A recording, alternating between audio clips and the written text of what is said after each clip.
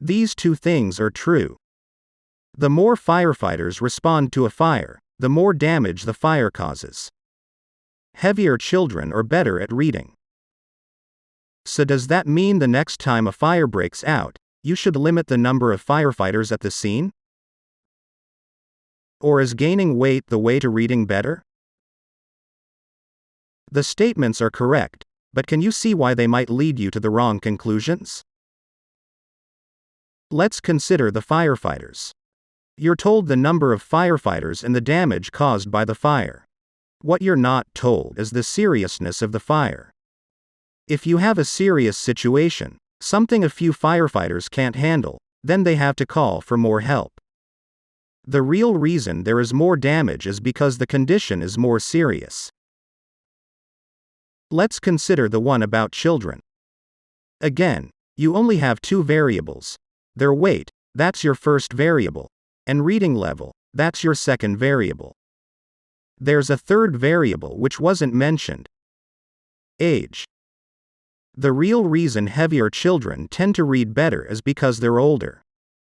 If you didn't think of that, you could get a distorted picture.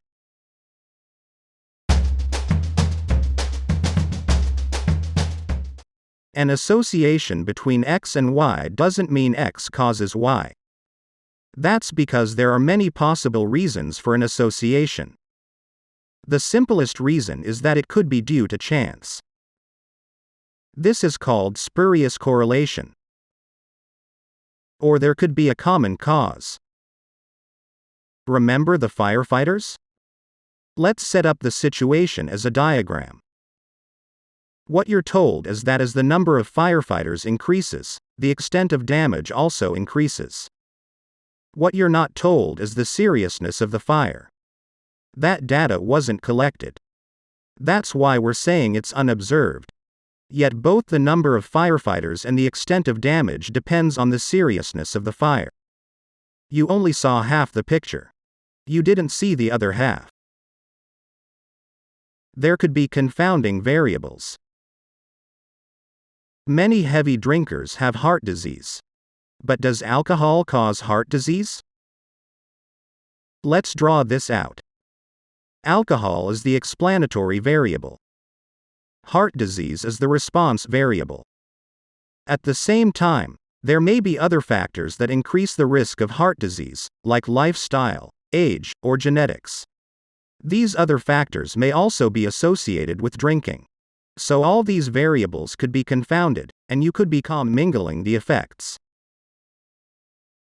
The effect could go the other way, called reverse causality, or both ways at the same time, called simultaneous causality.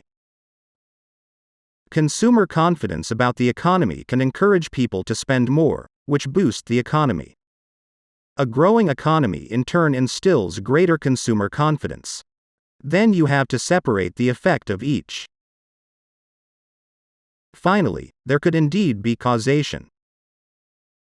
The height of the tide is related to the position of the moon, and you can be sure that it goes one way. Why do you think this is? Gravity. Due to the gravitational attraction, the moon causes the rise and fall of the tides. Overall, remember the 5 possible C's for an observed association: chance, common cause, confounding, reverse causation, and causation. Hence the mantra: association does not mean causation. For more lessons on statistics, visit alphas&betas.org.